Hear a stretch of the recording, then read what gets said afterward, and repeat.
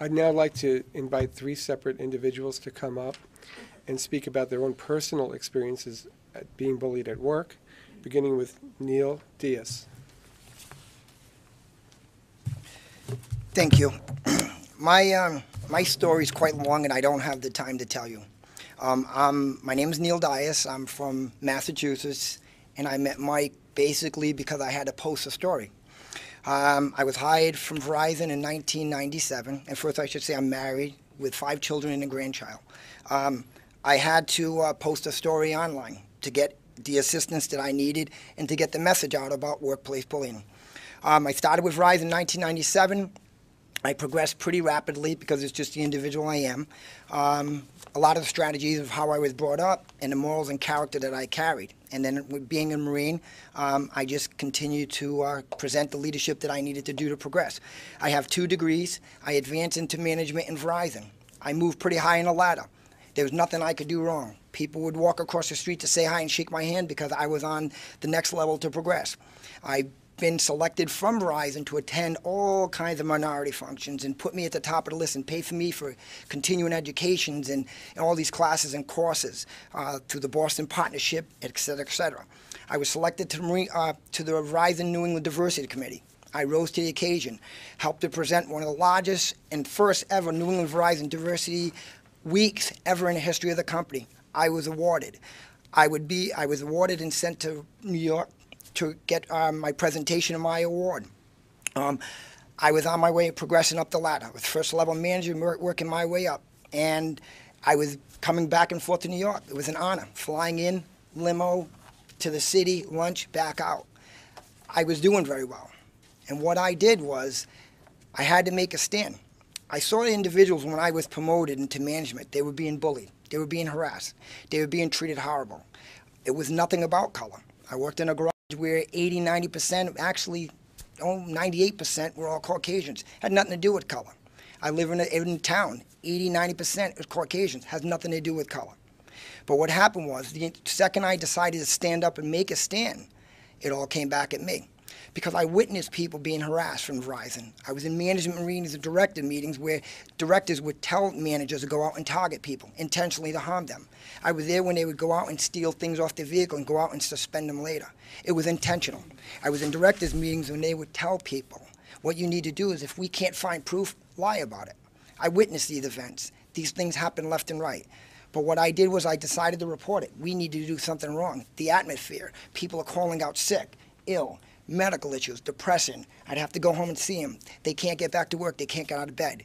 It was an endless fight to do the right thing. And when I did, I was targeted. I was targeted relentlessly. I was productive without a doubt. I treated everybody fine. I was probably one of the only managers in Verizon you're ever going to see that have the support of the union all over the country now. Why? Because I did the right thing. And what happened was this. I saw things where a technician would go out and they would change him and take him out of a truck and give him a ladder and hope that he would have a heart attack. Those are those things that would happen. The targeting of bullies is relentless within Verizon, more than you could ever imagine. I guarantee I'm the first person to ever take the Verizon to this level. 8 years ago, I started this fight. 8 years later, I'm still fighting this battle. I reported these things, okay? I was told on separate occasions, because my case is not only about bullying, it's harassment, discrimination, or racism. I was advised that blacks who were less quality deserving of certain positions. I was advised that blacks were stupid. I was advised that blacks only got the positions because of affirmative action. I was advised that, racial comments and all these inexcusable events. Things that happened to me that were way beyond. And when I wanted to report this, I told I would be blackballed if I make the next step. I chose it. Why? It was the right thing to do. I went to Verizon EOC, put it in their hands. That's what we're supposed to do. Have someone there. That's what this bill will help. For you to support me, support everybody that needs to be helped. So what do? They put it on a back burner because time is of essence before you can file to the next outside of it so you can file suit. They held it off for 2 years. It wasn't until 5 years later I found out in federal depositions that they completed that investigation in 6 months. And in reality, they closed it out and never talked to the perpetrators that I said were bullying me. So what Verizon stated later was this, because see, bullying is legal. You can bully anybody in the workplace. Discrimination isn't to a protected class. I'm a protected class. Most of you aren't. That's what this bill will help everybody. Every single individual goes to work every single day, no matter what color, what race, no matter who you are, not just a protected class. So Verizon turns around and says, okay, the investigation yield that the individual, I don't want to name him now, there's no need to, had a reputation of being a bully and an equal opportunity offender, because this protects him by law now. Race was not an issue. This person's condescending and obnoxious behavior, inappropriate comments, almost everyone had to contact with him. The EOC officer had substantiated the complaints of the Caucasian technicians concerning this individual's offensive management style. And the other individual, because there was plenty, but the story is too long, had just simply had a foul mouth. That's how they answered it. So what happens as years goes on, to make a long story short, I was targeted, I lost my job. I was caught inside a RIF, of course, a reduction in force. I was not productive. Other managers said that I was not good. Well, we went to those management houses, and we got their depositions, and they never said that about me, which I knew that. I have more proof than I could ever imagine. That's why I'm in federal court today. So Mike met me through the internet. He heard my story. He asked me to come in from Massachusetts. I left this morning, 3 o'clock, to come here.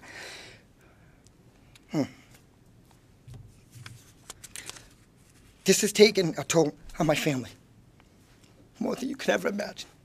You don't even know. The emotional wear and tear, that's right, it beats you down every day. I will not stop. I will not stop. I will let them know today I will not stop. Why? Because it's wrong. It's wrong to treat people bad. It's wrong to destroy their lives. I'm losing everything I have. I'm behind on my mortgage. I'm in and out of court every single week, being sued because I can't pay my bills. Can't feed my family, struggling. I even had to go down, and I don't want to diminish anybody. I had to apply for food stamps. Making six-figure income, I'm making $17 an hour, $13.75 take home. Inexcusable. I did nothing wrong. I did nothing wrong, okay? I was being bullied. I was being harassed. I could have been a statistic and did something harmful to someone. I chose not to. Many people do. They shouldn't be forced into the position to do that. They shouldn't be. They're asking for help. They're asking for every one of you to make a difference. Today we can. It's not just in the schools. People losing their jobs every day. They're forced out. Their lives are destroyed, more than you could ever imagine. I posted my story. I got over 14,000 people in a matter of a couple of months. Thousands and thousands of people write me. I try to answer every single comment. People calling me personally, asking me for help and guidance. That changed my life. I'm able to help other people. I'm able to come here. I hope the next time I come, it is law. Because you need to do this. You don't understand how important this is. This is the most important thing in just New York City. This is the state. This is where everything starts. You make a difference here, and if you do it here, everybody else will follow. Understand this. The people that are complaining that bullies are not sissies, they're not pansies, they're not people that aren't afraid of doing anything, including what they need to do. They're people that chose to take a nonviolent, activist way in doing the right thing for themselves and for their families. If they have to protect themselves in a violent manner, but they chose not to. No one here has, okay? There are individuals that follow the law based on the law and what society asked us to do, something that is nonviolent and make a stand. These individuals, whether children or adults, stand up against bullying and making a stand and are doing what's right for the interests of all. People that are outside of this room. I myself had the potential and the ability to act out in a violent manner and harm individuals that harassed me, bullied me, discriminated against me, racism, and targeted me, but I chose not to do that.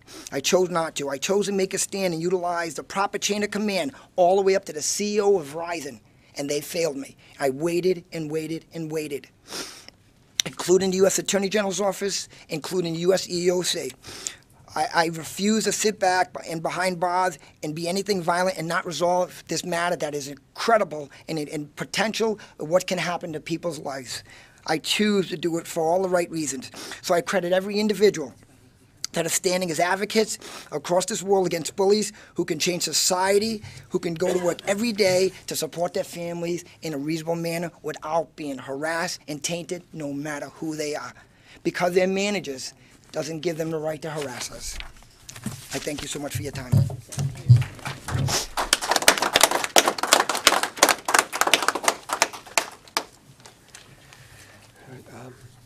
Next, I would like to invite Diana Whitaker to speak. Thank you. Yep. Hi, everybody.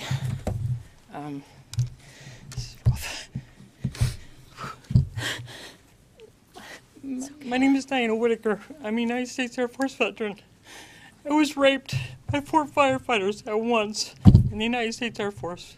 I have military sexual trauma. I got out and became a registered nurse and a paramedic. I continue to go through the trauma of gossiping, backstabbing, sabotage, false allegations about my work performance. I was raised and born on a farm, so I know what hard work is. My father always believed that if you tell one lie, you have to tell 10 lies to cover up the first one. I went out to a hospital in Western New York, a federal hospital. I was sent home because I was raped. For a week without pay, I was sent home. I was evicted from my apartment in Grand Island because I did not have the money. I have been homeless 3 times. 3 times, folks. I have 26 awards for nursing, community service, and just helping our veterans. This is not about me. This is about our veterans. We have 3.3 million veterans that went overseas to Iraq and Afghanistan.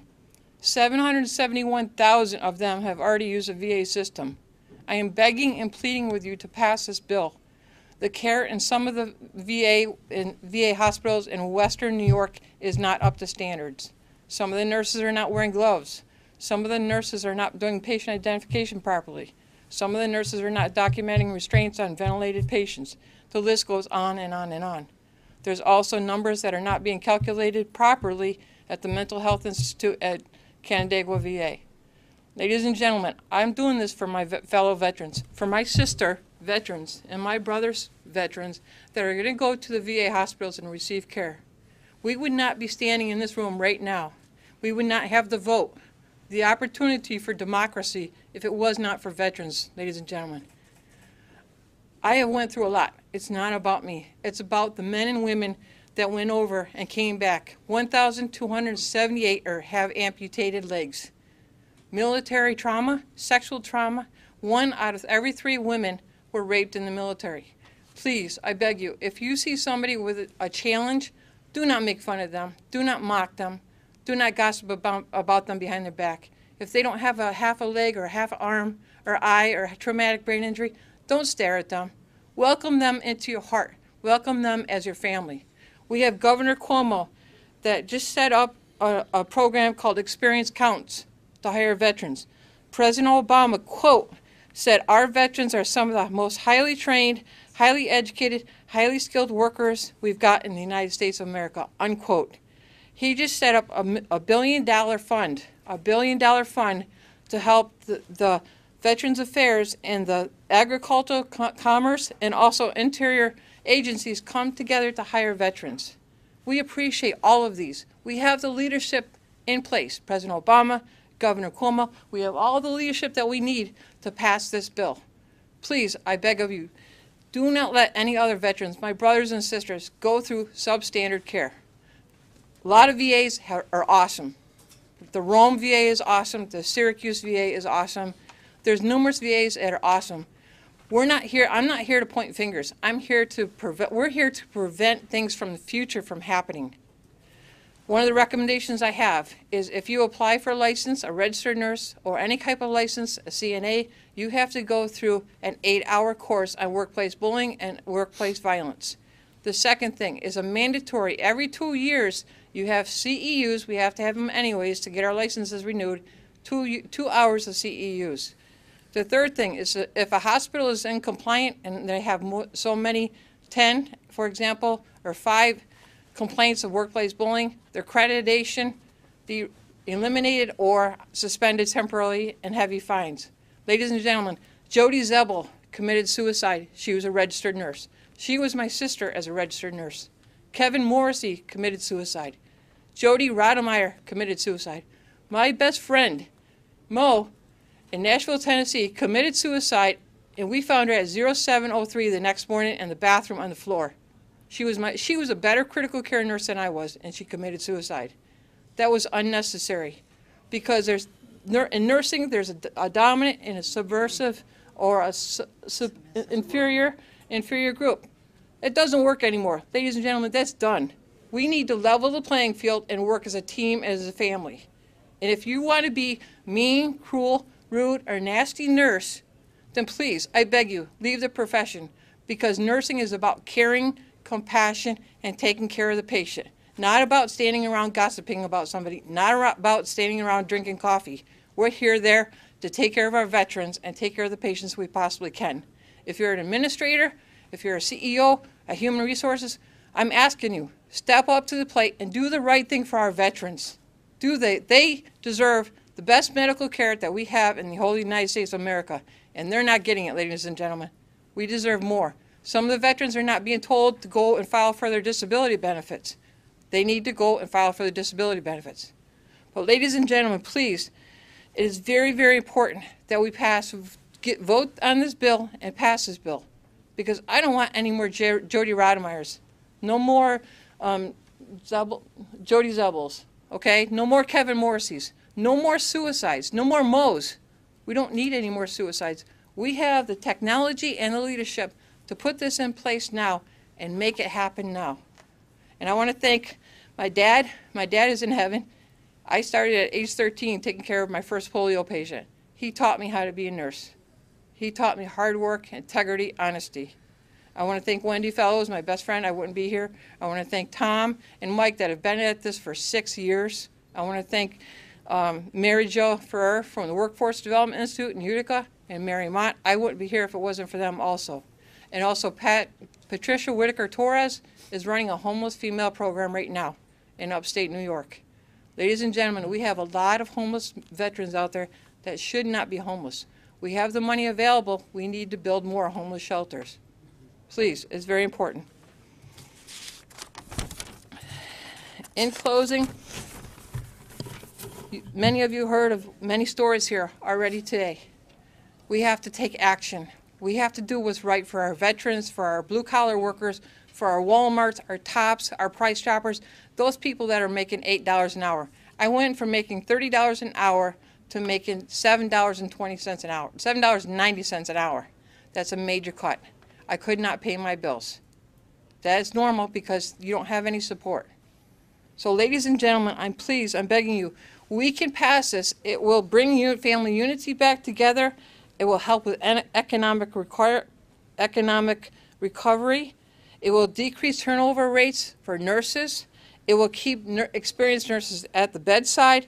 And also, more importantly, it'll bring the trust back that we all had at one time in our state and our federal governments. It'll bring that trust back, and that's what we need.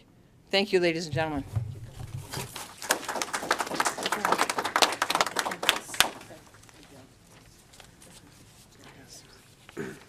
At this point, I'll call Colleen O'Connor to the lectern. Hi, good afternoon. Thank you for being here. I come before you today as an individual who took a stand against bullying over 17 years ago when my daughter developed a stuttering problem, which only became worse every year due to the relentless bullying that took place at the hand of children and the lack of enforcement by school management against bullying in the Orchard Park, New York School District. My daughter is now 22 years old and when under stress continues to stutter. When employers learn that she stutters, and she still may stutter, the employers tell her that you have one strike against you already. And when she looks at them and says, why? Well, I've decided you can't answer the phone, so you have one strike against you already. So, I come to you before, and I will tell you, through my 42 years of tenure of working in the state sector, the federal sector, and the private sector, I too have been a victim of relentless bullying in all three settings. But I consider myself a survivor, and I will continue. I will not go away. I am here to put my local VA on notice that many individuals have come forward with knowledge and documentation of bullying by the same top administrative nursing hierarchy, and this is going to be stopped either willingly, through litigation, or through legislation. But the continued harassment will not continue. The sexual harassment at the nursing stations of female nurses sitting on male nurses' laps at the nurses' station, opposite sex rubbing hair, butt patting, and all kinds of other inappropriate sexual behavior will no longer be swept under the rug. Bullying of the staff who bring problems to the forefront include false allegations upon the forefront of those who report the problems, charge nurses allowing bullying staff to collect signatures of the other staff nurses while on work duty taking care of patients to file a grievance against the reporter of the harassment.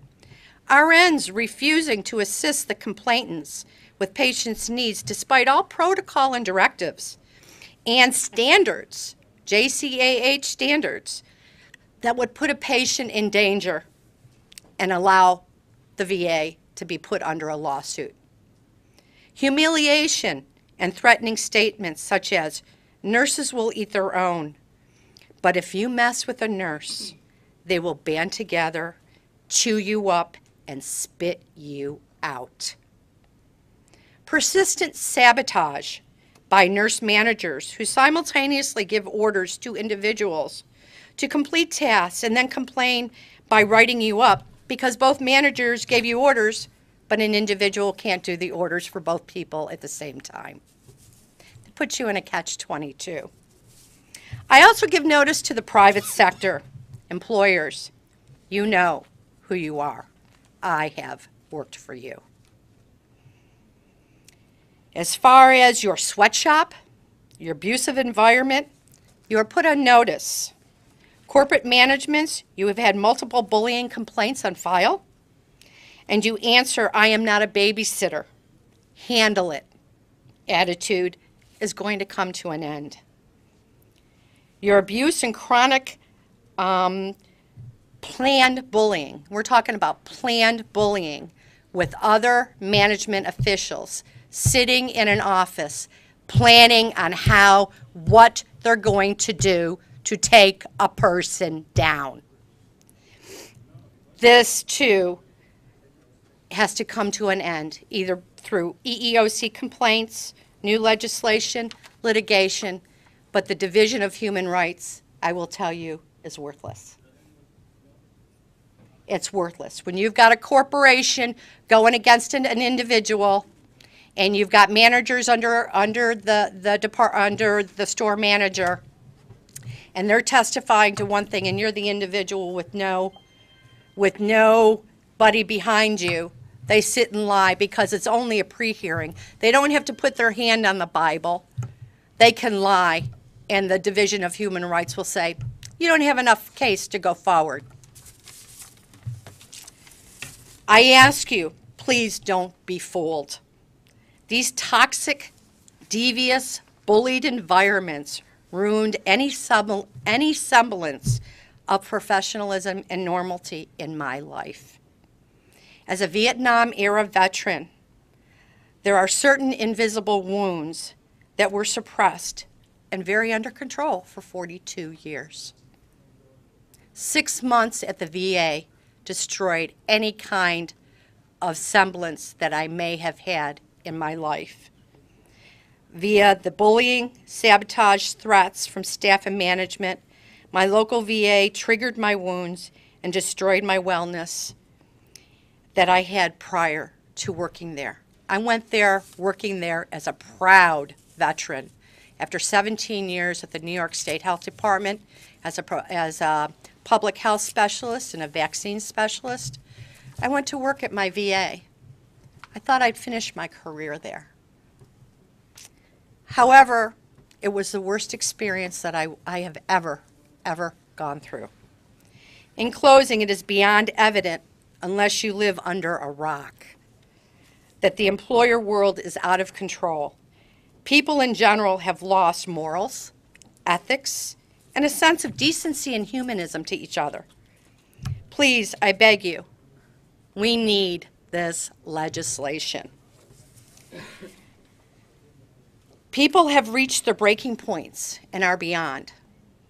We've all heard of the statement of Postal. and we all make fun, oh, I'm going to go postal. But postal is a reality based on bullying, targeted bullying, continued harassment, continued demeaning with coworkers. Failure to pass this bill should make you wonder, when is your child, when is your wife, when is your son, your daughter, your mother, your uncle, your brother, when are you going to be the next one to be targeted? Please take a stand and pass this bill. Thank you.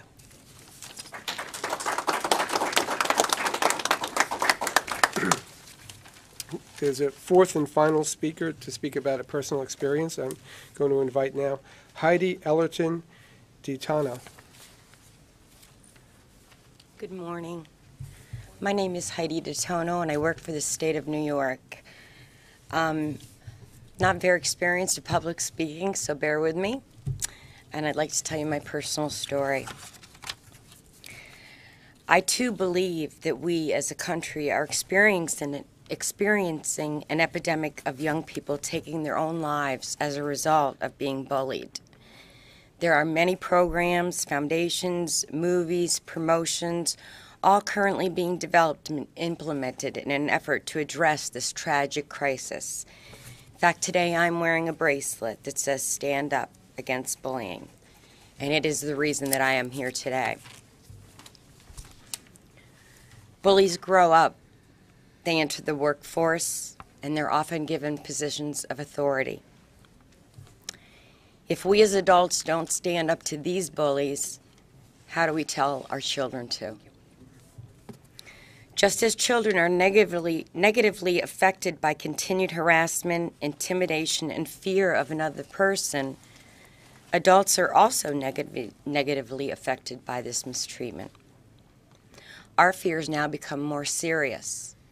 They're economic, making sure our children are provided for, security for our own future, our health so that we can continue to be happy and productive. When these things are threatened, our consequences are even greater, and our physical and mental well-being can be severely compromised. It is not only our children who are taking their lives, it is also adults. Within 1 year at my job, 2 of my coworkers committed suicide. They are another reason that I'm here today. When I talk about my own personal experience, whether it be verbally or in writing, I still find it very surreal. I still attempt to make some sense of it, but I cannot manage to wrap my mind around it. This October will mark my 25th anniversary of employment with the same organization, if I make it. I began working for the organization in 1987, and I flourished for 20 years, receiving promotions, excellent job opportunities, and outstanding performance evaluations until February of 2006. It was that time that I had the unfortunate circumstance of becoming a victim of sexual harassment from my supervisor, who also happens to be an administrator at my job. For a year and a half, I suffered constant harassment, intimidation, threats, unreasonable job expectations, unwelcomed advances, manipulation, and an extremely hostile work environment. Every day I cried on my way to work, just wondering what it was that I would have to endure that day. I stopped eating in an unconscious effort to fade away, to not be noticed, and to not be harassed. That February, I was referred by my general practitioner to a psychologist as well as a nutritionist after being diagnosed with anorexia nervosa at 91 pounds, a disorder that I had never suffered to previously to this time. I went out on medical leave from work for about a month and returned after requesting and being granted a new supervisor.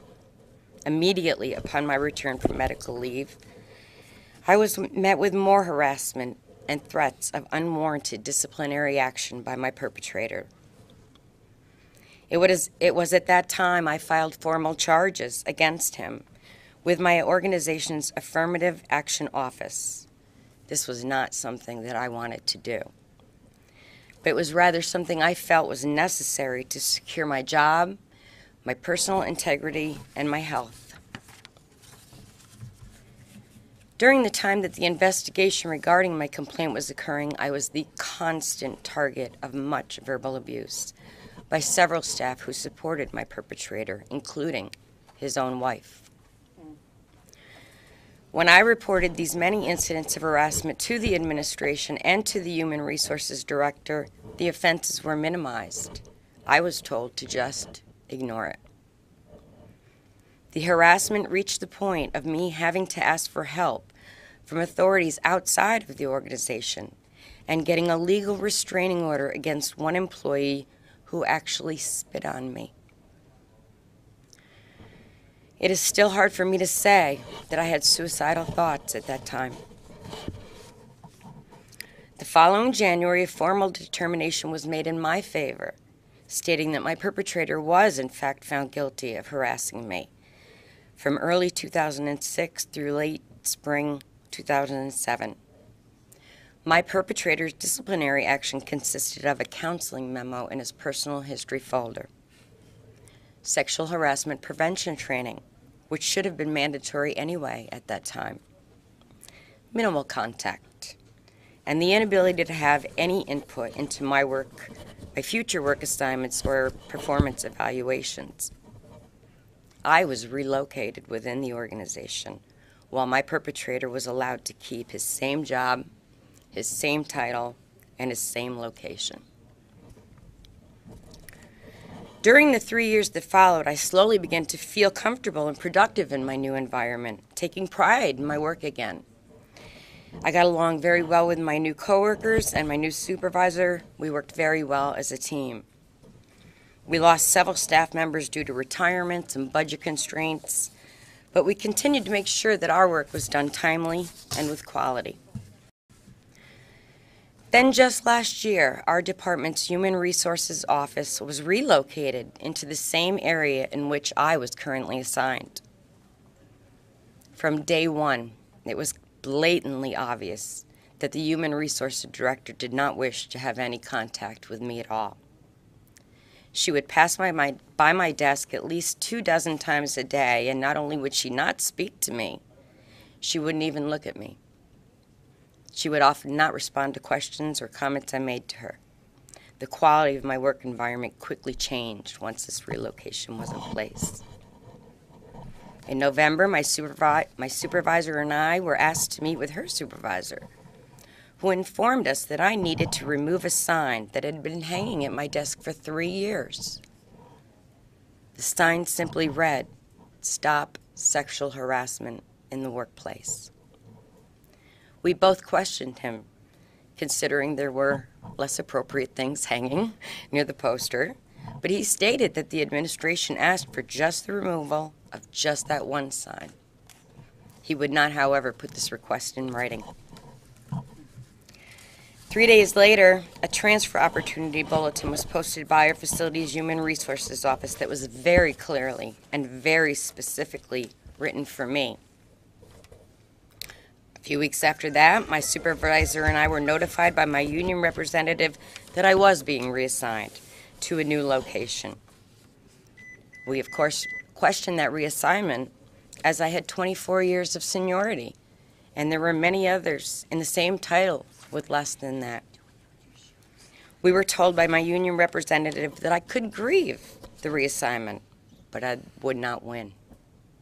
The reassignment was based on programming need. About a month after this, I was formally given a written copy of the reassignment from the Human Resources Director.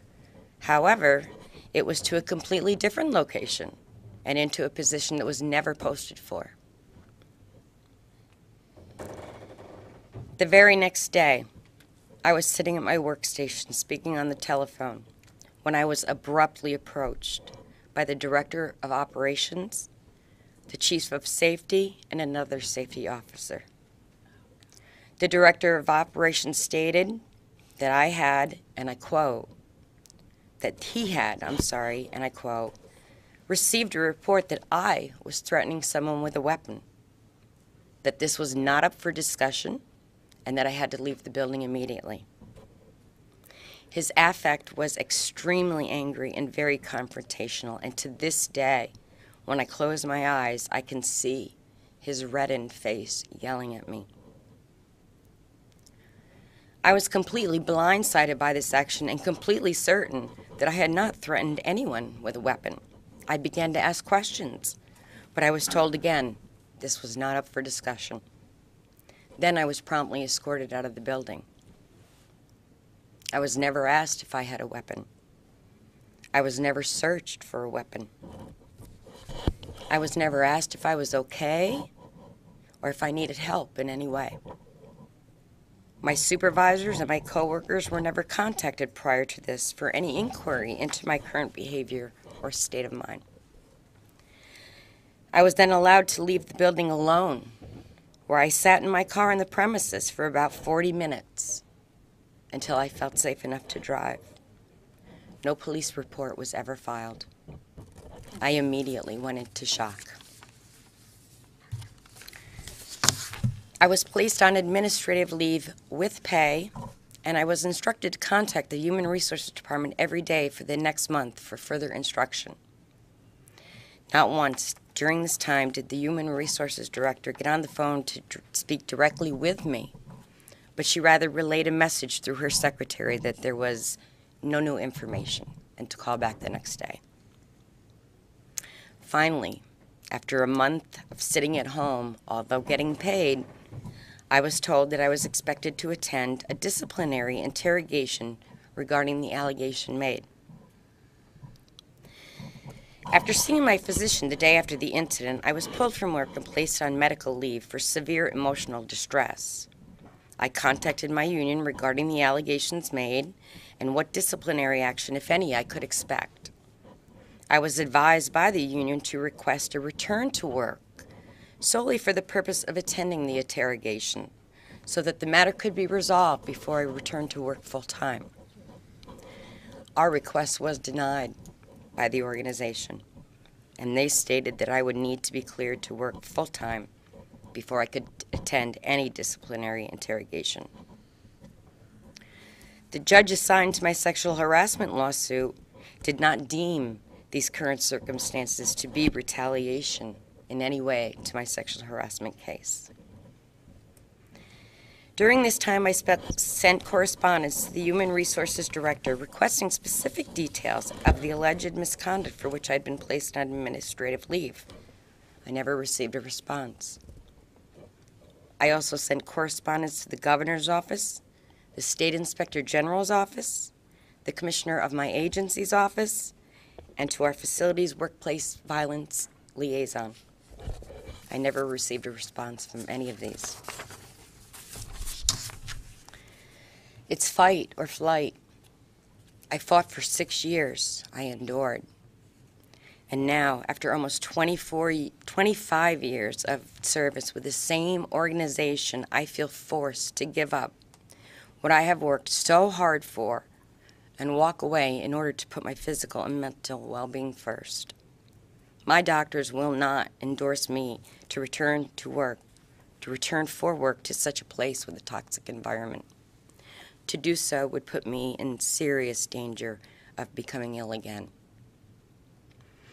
In the past 2.5 months that I have been out on medical leave, I've applied for 13 different job openings for which I apply within the state. I have yet to receive one response to any of them. I do have bills to pay. I have an amazing daughter who has another year of college to complete. I have a future to worry about, and I am worried. My retirement will be monetarily affected. What will I do? I don't know. I may more than likely need to file for disability retirement. I have, however, been fortunate enough to find a part-time weekend night shift job at a local convenience store. But $8 an hour, 16 hours a week just isn't going to cut it. I am also fortunate that my husband receives health insurance benefits through his employment and that I don't have to worry about that. Not everyone in my position is that fortunate. Before I close, there's one more aspect I have not touched on about the effects that workplace bullying has, and that is that it doesn't only affect the target, it also affects those who love them. My daughter Samantha very much wanted to be here today to speak with you all, but she's in the midst of taking her final examinations and she couldn't make it. Samantha would express to you just how difficult it was to watch her mother go through such an experience. She would tell you how hard it was to watch her mother starve herself, how hard it was to be frequently asked by her friends and their families, "Is your mother okay?" She would tell you about how certain she was at that time that her mother was surely going to die. Samantha would also tell you that she feels like she has a brand new mother now. She would articulate just how different life has become since her mother no longer endures mistreatment at work.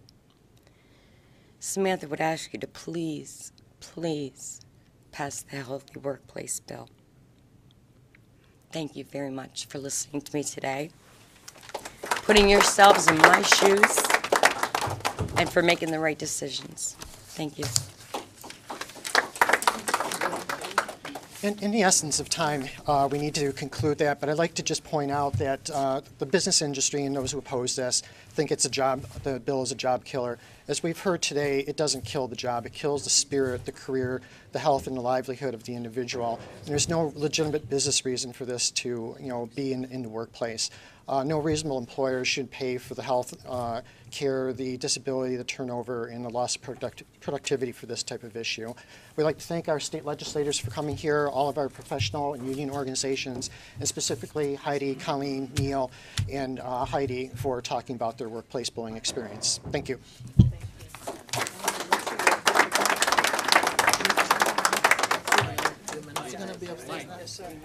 I got a committee meeting.